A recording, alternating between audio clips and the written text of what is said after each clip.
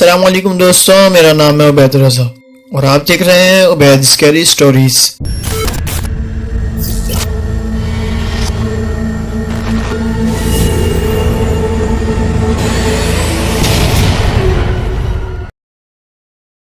उम्मीद करता हूँ आप सब खैरियत से होंगे। अल्लाह पाक आप सबको सलामत रखे।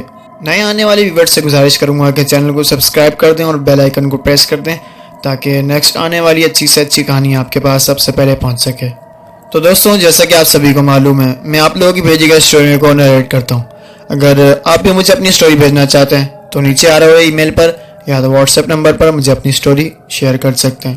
तो दोस्तों, आज की कहानी बहुत ही ज़्यादा इंटरेस्टिंग और खौफनाक होने वाली है, क्योंकि आज की कहानी सुनकर तो मैं भी एक दफ़ा खौफज़दा हो गया था।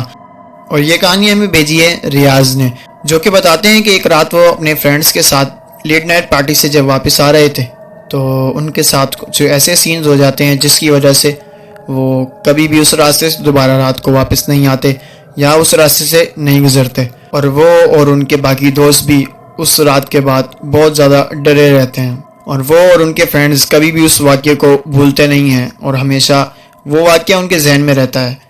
तो चलिए बिना टाइम वेस्ट किए आज की कहानी रियाज की ज़ुबानी सुनते हैं। अस्सलाम वालेकुम उबैद, मेरा नाम रियाज है।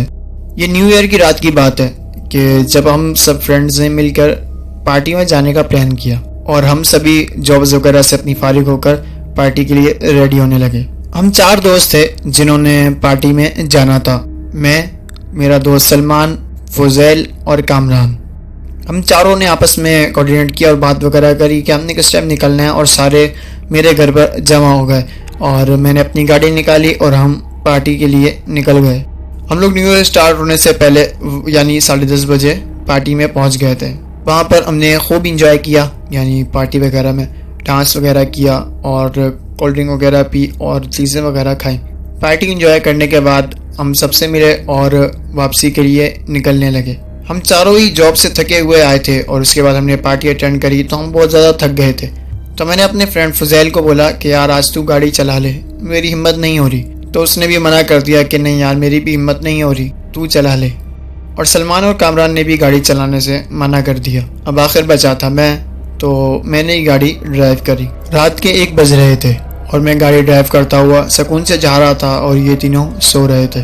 थोड़ा ही दूर हम चलते हैं कि मुझे अचानक से ऐसा लगता है जैसे कि गाड़ी के पिछले टायर में हवा कम है। मैं एकदम से ब्रेक लगाता हूँ तो फुजैल मेरे साथ ही बैठा होता है आगे, तो वो उठ जाता है और कहता है क्या हुआ, गाड़ी क्यों रोकी?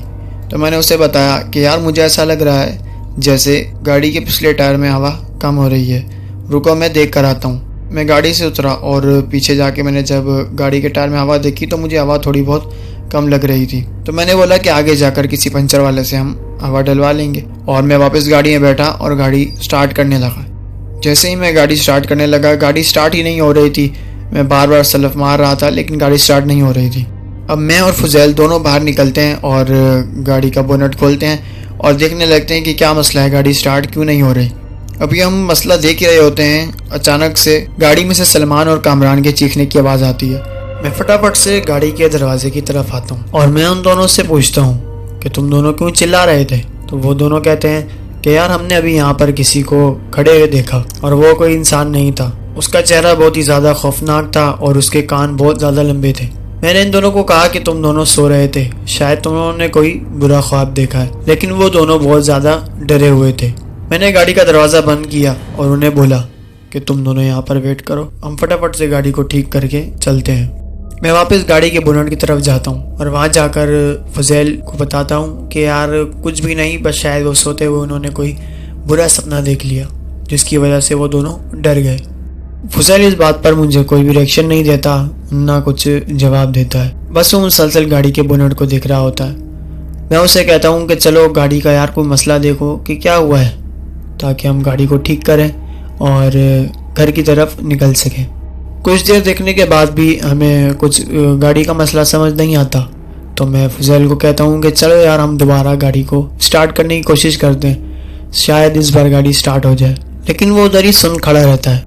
मैं उसके थोड़ा करीब जाता हूँ और जाकर उसको मैं थोड़ा हिलाता हूँ कि फुजैल क्या हुआ, चलो यार। वो अचानक से मेरी तरफ सर उठाता है اور جیسے ہی وہ سر میری طرف اٹھاتا ہے تو اس کی آنکھیں بہت ہی زیادہ لال ہو رہی ہوتی ہیں۔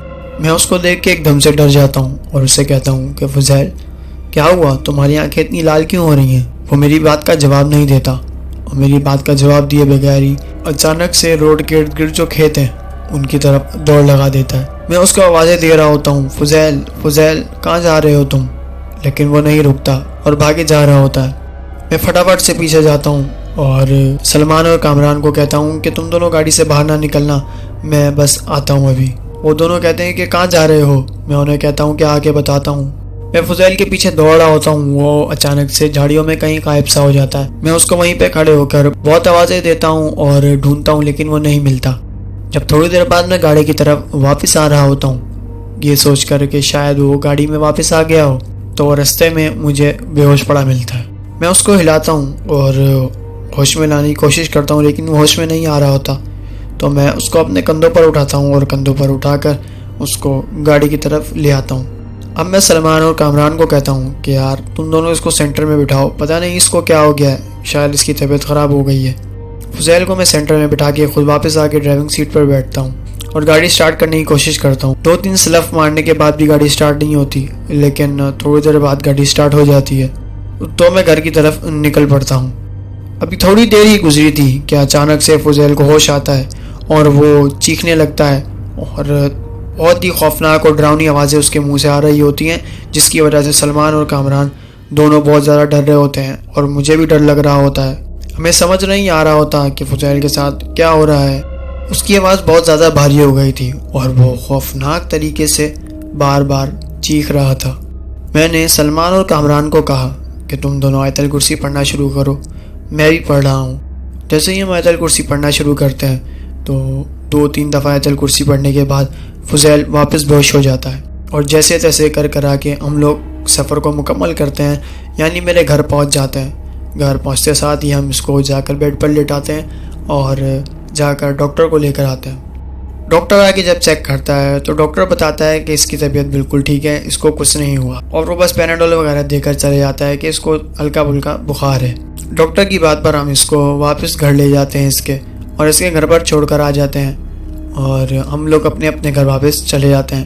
لیکن شام کو اس کی امی کی کال آتی ہے اور وہ بتاتی ہیں کہ فضیل عجیب و غریب حرکتیں کر رہا ہے اور اس کی آواز بھی عجیب بھاری ہوئی ہوئی ہے۔ تو میں دوبارہ اس کے گھر جاتا ہوں اور اس دفعہ کسی مولوی کو اپنے ساتھ لے کر چلا جاتا ہوں۔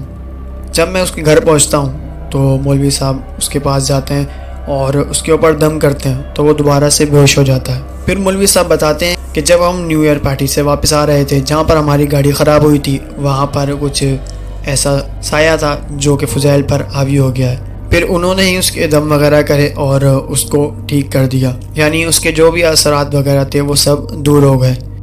اس طرح یہ ہمارا ایک سفر خوفناک سفر بن کے رہ گیا اور ہمیشہ یہ ہمیں یاد رہتا ہے، اور جب فضیل کو ہم دیکھتے ہیں تو ہمیں وہی واقعہ یاد آتا رہتا ہے۔ تو وید یہ تھی میری کہانی جو میں نے آپ کو بھیجی۔ امید کرتا ہوں میری یہ کہانی آپ کو بہت اچھی لگی ہوگی۔ اگر اچھی لگے تو آپ اپنے چینل پر ضرور اپلوڈ کرنا۔ تو دوستوں یہ تھی کہانی جو ہمارے ساتھ ریاض نے شیئر کری اپنی اور اپنے فرینڈز کی۔ تو امید کرتا ہوں آپ کو یہ کہانی اچھی لگی ہوگی۔ مجھے تو پرسنلی بہت یہ کہانی اچھی لگی تو میں نے آپ سے شیئر کری۔ اگر آپ بھی مجھے اپنی کہانی بھیجنا چاہتے ہیں تو ہی 4 ای میل پر یا تو واٹس ایپ نمبر پر مجھے اپنی سٹوری بھیج سکتے ہیں۔ کہانی اچھی لگی ہو تو کہانی کو لائک کر دیں، چینل کو بھی سبسکرائب کر دیں، بیل آئیکن کو بھی پریس کر دیں تاکہ نیکسٹ آنے والی اچھی سے اچھی سٹوری سب سے پہلے آپ کے پاس پہنچ سکے۔ تو ملتے ہیں کسی نیکسٹ ہارر اسکیری سٹوری میں، تب تک کے لیے اپنا اور اپنے پیاروں کا خیال رکھیے گا۔ اللہ حافظ۔